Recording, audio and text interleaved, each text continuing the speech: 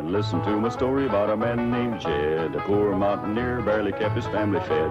And then one day he was shooting at some food, and up through the ground come a bubbling crude oil, that is, black gold, Texas tea. Well, the first thing you know, old Jed's a millionaire. The kinfolk said, Jed, move away from there. Said, California is the place you ought to be. So they loaded up the truck and they moved to Beverly Hills, that is, swimming pools, movie stars. The Beverly HillBillies.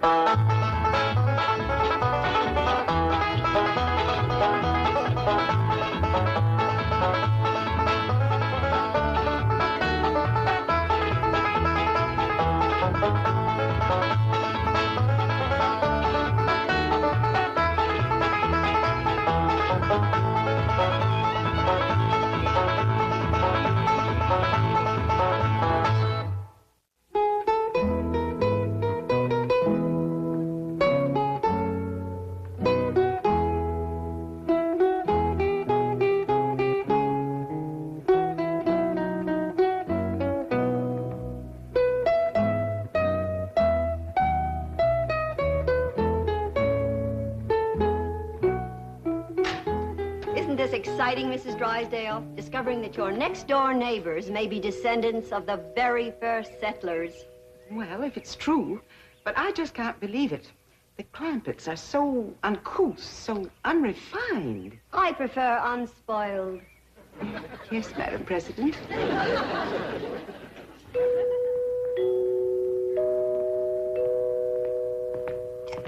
Jethro, did you ask your teacher over to Pot School about that music like I told you? Oh, yes, sir, Uncle Jet. She explained it to me, and I got it all wrote down.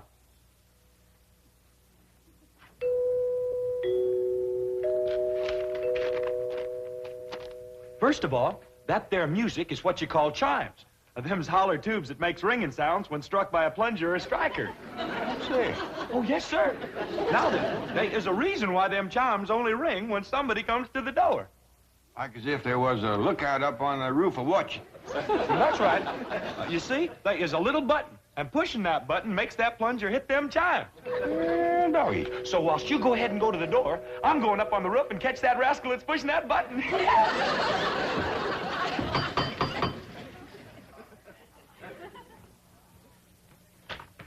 Well, howdy, ladies. Come in, come in. Good Good morning. morning, Mr. Clampett. Have a chitlin. Oh, what a treat, of course. Thank you. Thank you. Where's Granny? Oh, she's out in the kitchen, stone grinding some cornmeal. Stone grinding cornmeal? Now, that's something we must see, Mrs. Drysdale. Come along. In a moment, Madam President. Mr. Clampett, will you tell your cousin Pearl that my car and chauffeur are at her disposal? Sure will. Pearl! You gonna eat your chitlin? Oh, yes, of course. By the way, Mr. Clampett, just what is a chitlin? Oh, these ain't ordinary chitlins. These is Granny specials. They is possum innards deep fried in boiling hog fat. Jack? Pearl, how come you to be using Miss Drysdale's car? Well, kid, now that we's high society, I can't be seen riding around in that old truck. When did we high society? Since that historical lady found out that your ancestors come to this country for the Mayflower. What's that got to do with me? That's the way society works, Jed. The earlier your kinfolk got here, higher up that puts you. And I reckon the high society folks is the Indians. No, I don't work that way. How come? I don't know how come. Well, they was here for anybody else. Now, Jed, let's not try to change the rules. Let's just start enjoying the game. Up to now, Mrs. Drysdale's treated us like wet dogs at a wedding. Yeah, it's kind of warmed up. Warmed up? She can't do enough. Why, she's having her chauffeur take me to all the fancy stores and then to her beauty saloon.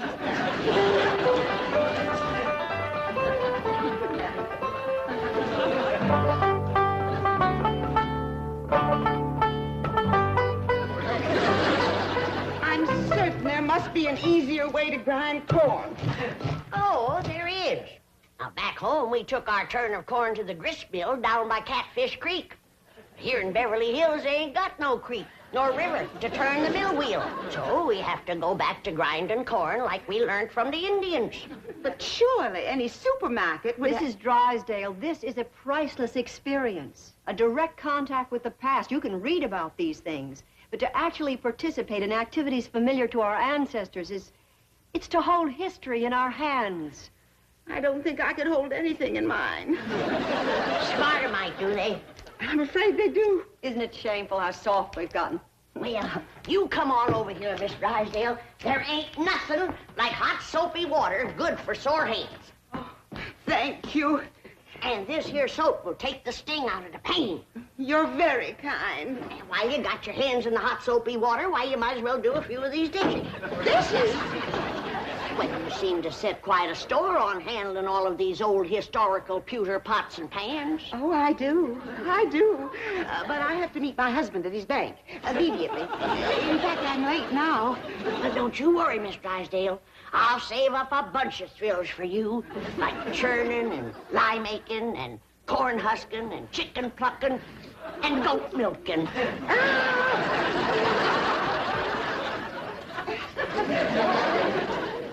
My dingies! She does enjoy it. Did you see her run so she could hurry back? Now, whose idea was the two baby goats? Ellie Mae's. As if I didn't know. I declare, girl, you are the limit when it comes to dragging home critters. All I sent you for was a couple of chickens and a milking goat for Granny. I know, Pa, but these little rascals cried something awful when we commenced to taking their ma away from them. Oh, dear, I forgot that Pearl has my car. Oh, Miss Drysdale, someplace you gotta go? Yes, to the bank to see Milburn. I'll call a cab. Oh, no, that'd be downright unneighborly of us to let you do that. Would Jethro and Ellie Mae can drive you down there? Sure will. In this truck? Hey, one good turn deserves another. After all, you let Pearl take your car. Oh, yeah, you can have the back seat all to yourself, Miss I'm Drysdale. terrible. Hurry. I better call a what? Ain't nobody can get you there faster than we can, Miss Drysdale. Don't worry, Miss Drysdale. This hickory bench is tied on good and tight. Yeah, but Here, Mrs. Drysdale, you can hold that little fella so he won't bother me when I drive. Now, remember, she's in a hurry, but drive careful, Jethro. Well, I think I better not go with you.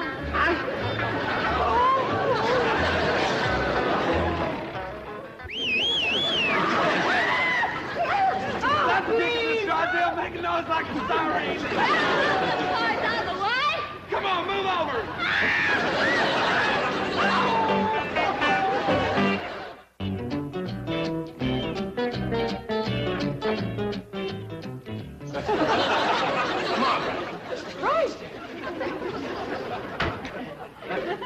Did you come through the bank in this condition? Shame on you. How could you explain this? The Clampett. I don't want to hear any more complaints about the Clampetts. Well, they may be a bit unrefined, but at least they don't run around the streets of Beverly Hills smashed. What happened to your beautiful spring hat? Oh, boy, the crying jag. Get some coffee, I'll get her walking. Molly, I can't understand. I can't understand this. I have never seen you take a drink before the cocktail hour. let go of me. Martha, please lie down. I will not. Now, you're not going to be one of those kind of drunks, are you? I am not intoxicated. I'm mortified. The word is ossified. When you listen to me, the Clampetts are to blame for this. Oh, of course. And I suppose Granny gave you some of her corn? A huge bowl like this? Here we are, Mrs. Drysdale. Have a sip of this. Thank you, I shall. Oh, that does help. Tell me, confidentially, what did happen to your hat? It was eaten by a goat. Have some more coffee, Margaret. Mrs. Drysdale, you really must get a grip on yourself. Now, if Mrs. Smith Standish verifies that the Clampetts are indeed first family material, then you too will be in the spotlight. I'll be in the hospital. So help me, if those uncouth hillbillies become my social peers, life will cease to be worth living. Oh, Miss Hathaway, take me home. No, Margaret. What happened to your car? Did it get smashed, too? Cousin Pearl has it. Oh!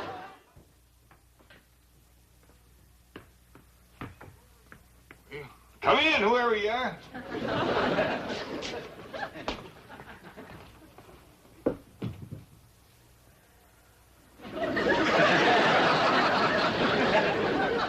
Bonjour, Jade.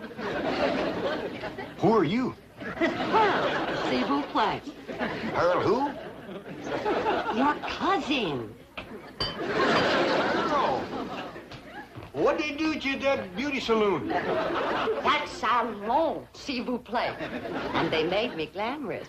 That ruined your hair. You took out all the color in the curl, too. This ain't my hair. This is what you call a flatter wig. All them high society women is wearing them now.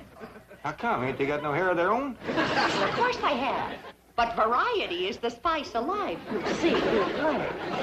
What's that s'il vous plaît? I thought you'd never ask. That there's French. What does it mean? I don't know. But all them society women in the beauty salon kept a saying it to the fellas that was fixing their hair. I tell you, Jed, we gotta learn us some French if we're gonna be in high society. Mr. Chauffeur, you may go, s'il vous plaît. Very good, madam. Good day, sir. Yes, sir. Sure is, if it don't rain.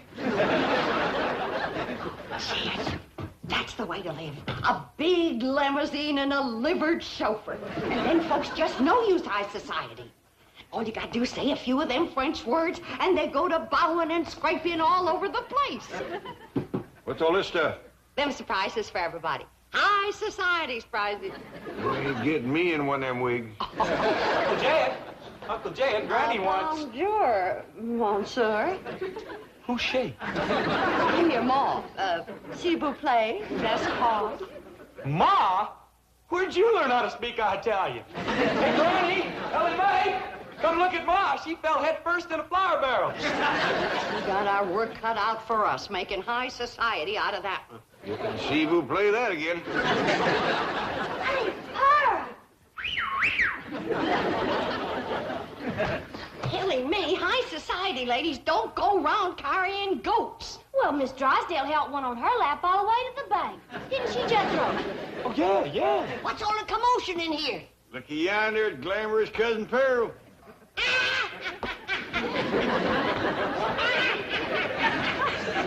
Would you kindly tell me what is all so fired funny?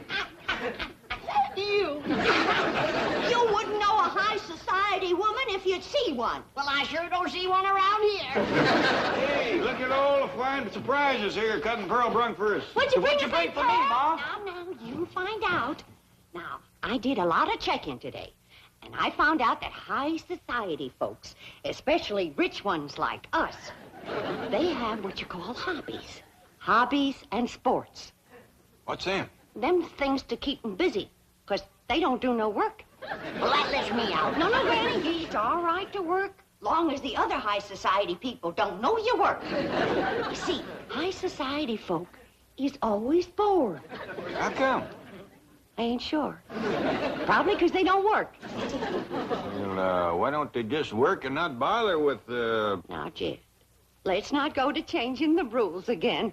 We're just getting into the game. All right, Pearl, tell us what you want to do. Well, Mrs. Smith Standish said they might be wanting to take our picture for the high society page in the newspaper. So I figure we gotta look like high society.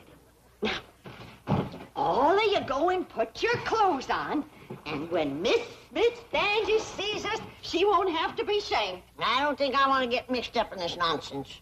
Granny, please. Oh, come on, Granny. Since it pleasures Pearl so much, it can't hurt us none. Besides, Pearl knows a lot more about high society than we do.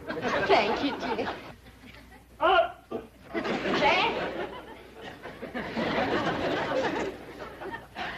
Mrs. Smith Standish, it gives me great pleasure to present my blood cousin, that international millionaire and high society sportsman, Mr. J.D. Clampett. Jack!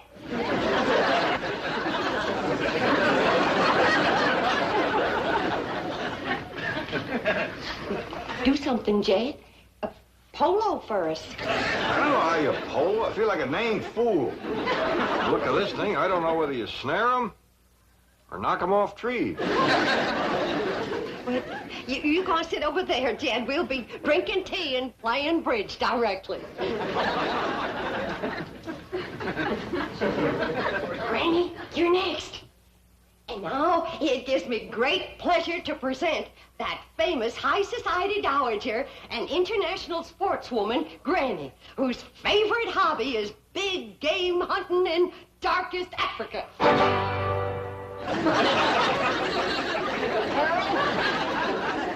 It's a good thing for you this gun ain't loaded. Granny, you go on over there and sit down, and we're going to have tea and bridge. Now, those of us who is high society knows there just ain't nothing more cultured than ballet dancing. And so it gives me great pleasure to present them wealthy, bored, international young'uns whose favorite hobby is ballet dancing, Ellie Mae and Jethro. How beautiful. That's only half. Come on out, Jethro. I ain't gonna do it. Jethro, come on out. I don't want to, Ma. You look fine. You're just dripping culture.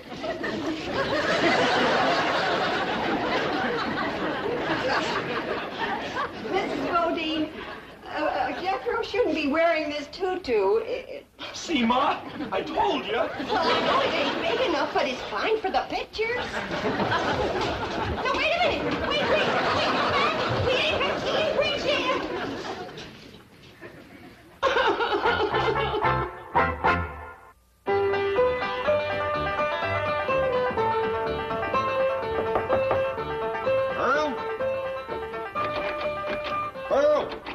Pearl? Go away. Oh, Pearl, come on out. Don't sit in there and sulk. Miss Smith Standish wants us to show her how to do the Virginia reel. You show it to her. I ain't in no mood for dancing. Oh, we can't dance it without you. Come on, everybody's getting all dressed up. I had you all dressed up and you run out on me. Pearl, we just ain't ready for society that high. Now, Mrs. Smith Standish wants us all to get dressed for reeling. Come on out. You can wear your store-bought hair. I can't neither. She's gone. Is that old goat get it? Crazy enough to eat anything.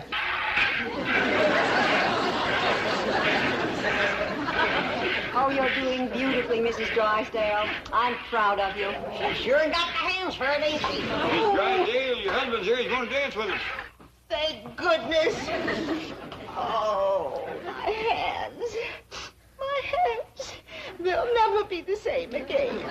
There's nothing like milking a goat to pretty the hands. Come on, Granny. We're getting ready for the Virginia reel.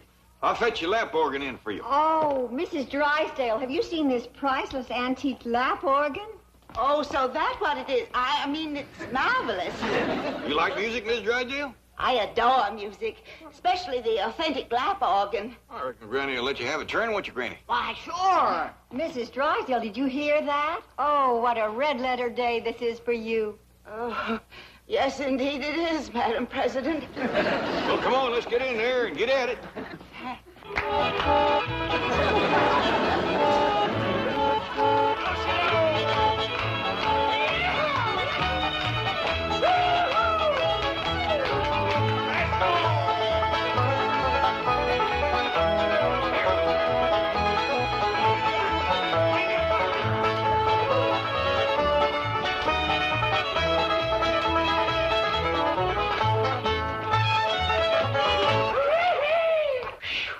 Somebody's gonna have to spell Miss Drysdale. She's all pumped out. Excuse me, Mrs. Smith Standish, you wanted the telephone. Long distance from Virginia. Oh, that's headquarters.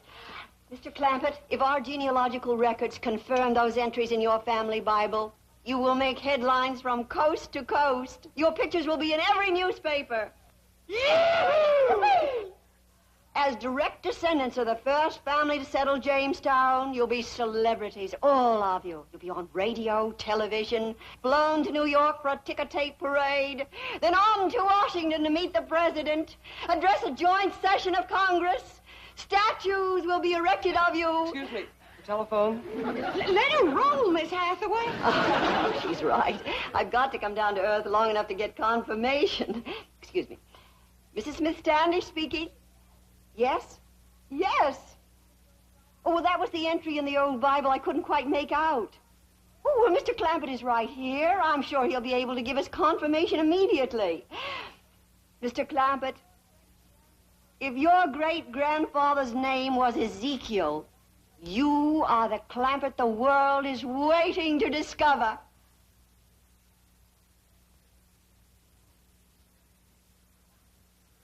Well, now, I kind of hate to disappoint you, ma'am, but his name was Jeremiah. I could have told you that, Madam President. Not for one moment was I fooled. I'm sorry. No, there seems to have been some kind of a mistake. Jed? What's ailing you? You know doggone good and well your great-grandpappy's name was Ezekiel. Yeah, I know, Granny. But what would an old mountain goat like me have to say to the President and Congress? Come on, everybody, let's have another Virginia reel. Yeah!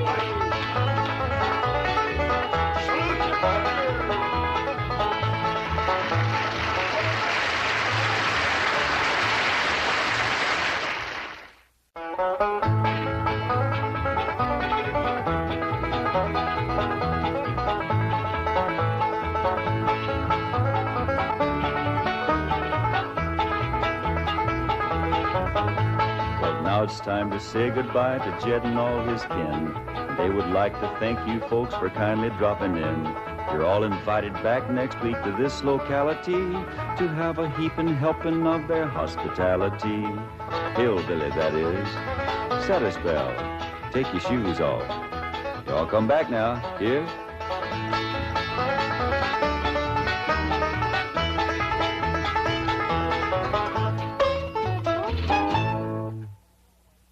This has been a Filmways presentation.